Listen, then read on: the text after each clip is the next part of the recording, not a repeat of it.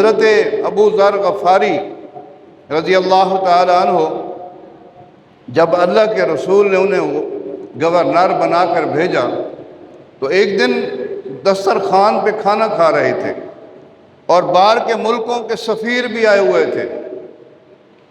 اب اللہ کے رسول کی سنت یہ ہے کہ کھانا کھاتے ہوئے دسترخوان پر اگر کوئی نوالا گر جائے تو اس کو اٹھا کر کھا لو۔ حضور نے فرمایا جو دسترخوان پر گرا ہوا نوالا اٹھا کر کھائے گا اللہ اسے بے حساب بخش دے گا۔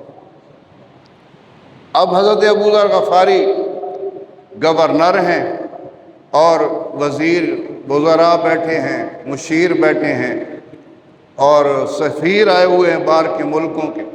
اب کھانا لگا ہوا ہے، کھانا کھاتے ہوئے حضرت ابو ذر کا نوالا گر گیا تو آپ نے اٹھا کر کھا لیا اور اس جگہ کو صاف کر کے بھی چاٹ لیا۔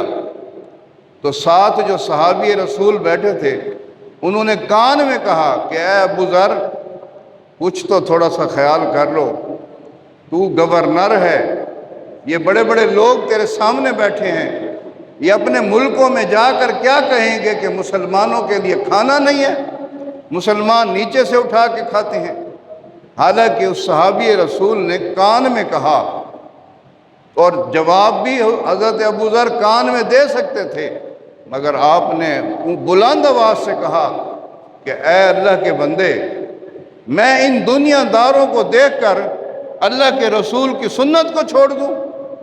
میں تو وہ غلام تھا کہ کھجوروں کے باغ میں کھجوریں چنا کرتا تھا، مزدوری کرتا تھا اور اللہ کے نبی کی غلامی میں آیا، حضور صلی اللہ علیہ وآلہ وسلم کے قدموں میں آیا تو اللہ نے آج مجھے زمانے کا گورنر بنا دیا۔ کیا میں اللہ کے رسول کی غلامی چھوڑ دوں؟ کیا میں اللہ کے رسول کی سنتوں پر عمل کرنا چھوڑ دوں؟ یہ ہو نہیں سکتا۔